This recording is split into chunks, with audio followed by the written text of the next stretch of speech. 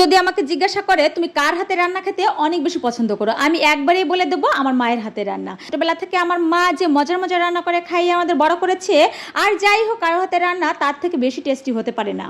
Everyone, welcome করছি আমার আরেকটা ভিডিওতে। আশা করি আপনারা সবাই অনেক অনেক অনেক বেশি ভালো আছেন, আমিও ভালো আছি। আমি কিন্তু ঘুম থেকে উঠেছিলাম এই দিন 7টায়, আমার মা উঠেছিল 6টায়। ঘুম থেকে উঠে আমার মা অনেক অনেক কাজ করেছিল।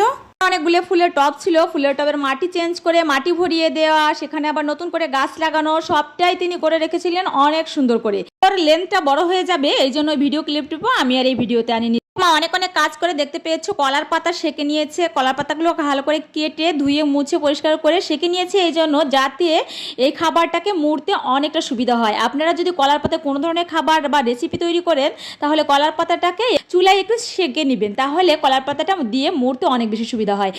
এই ভিডিওর মাধ্যমে এই খাবারটা কী কী দিয়ে ইনগ্রিডিয়েন্টস দিয়ে তৈরি সবটাই আমরা জেনে নিই। এই খাবারটা তৈরি করার জন্য আমি নারকেল কোড়া নিয়েছিলাম। নারকেল কোড়ার সাথে একটু হলুদ, একটু লবণ, একটু মরিচের গুঁড়া, একটু কাঁচামরিচ কেটে দিয়েছি, টমেটো দিয়েছি, এখানে 1 টেবিল চামচের পরিমাণের মতো চিনি দিয়েছি, তারপরে একটু সাদা তিল, এখানে একটু বাদাম বেটে সব কিছু দিয়ে ভালো করে ম্যারিনেট করে এবারে সেঁকা কলার পাতাতে ভালো করে দিয়ে অল্প করে দিয়ে তারপরে ছোট্ট করে একটা টোপলার মতন করে নিয়েছি। এখানে 3টা থেকে 4টার মতো টোপলা হয়েছিল, আর একটার মতন ফুলকপিগুলো সাইজে অনেকটাই ছোট ছিল।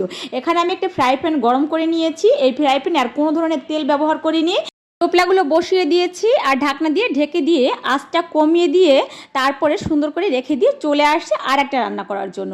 এই রান্নাটা সরিষার তেল আর কিছু কালো জিরার ফোড়ন দিয়ে আর 2টা শুকনো মরিচের ফোড়ন দিয়ে, এটা এখানে বাঁধাকপিগুলো হালকা ভাপানো ছিল সেটা দিয়ে, আর টমেটো কুচি দিয়ে, হালকা চিনি দিয়ে আর মরিচ কুচি দিয়ে ভালো করে নেড়ে চেড়ে আর একটু জল দিয়ে ঢাকনা দিয়ে ঢেকে দিব আবারও।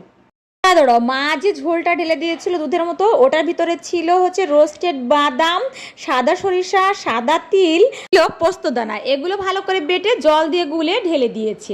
তারপর আবার ঢাকনা দিয়ে ঢেকে দিয়েছে। সব কিছুই হালকা চিনির রান্না, খেতে কিন্তু অনেক বেশি টেস্টি হয়েছিল। আপনারা যদি চান যে কোনো দিন নিরামিষ জাতীয় খাবার খেতে চাচ্ছেন, তাহলে এই খাবার দুটো আপনারা অবশ্যই ট্রাই করবেন, আশা করি খেতে অনেক বেশি ভালো হবে। এবার আমার মা সিদ্ধ করা আলু ভালো করে ম্যাশ করে আবার এই বাঁধাকপির ভিতরে ঢেলে দিয়েছে, আবার আলতো করে ভালো করে নেড়ে চেড়ে মিশিয়ে দিচ্ছে। এখানে চুলার আঁচটা দেখতে পেয়েছো কেমন। এই যেই আমার মশলাগুলো দেখো, পোস্ত, সাদা সরিষা, বাদাম রোস্টেড, এগুলোই এখানে সাদা তিল, এগুলোই ছিল। তো 2টা রান্নাই ঢাকা চাপা দিয়ে রান্না হচ্ছে। খেতে কিন্তু রান্নাগুলো অনেক বেশি মজা হয়েছিল। আর আমার মা আমার বাসায় আসলে ভাবে কি 1 ঘন্টার ভিতর সব কাজ করে ফেলাবে আমরা ঘুম থেকে ওঠার আগে। মায়েরা মনে হয় সবসময় এমনই হয় যে সন্তানদের দিয়ে কোনো কাজ করাবে না, তারা সব কাজ করবে। তবে খাবার দুটো খেতে কিন্তু অনেক বেশি মজা হয়েছিল। আপনারা চাইলে এই খাবার দুটো ট্রাই করতে পারেন। দেখতে দেখতে আমার ভিডিওটি শেষ হয়ে গেল। ভিডিওটা ভালো লাগলে আমার পেজের সাথেই থাকবেন। ভালো থাকবেন, সুস্থ থাকবেন। দেখা হবে নেক্সট কোনো ভিডিওতে। Take care.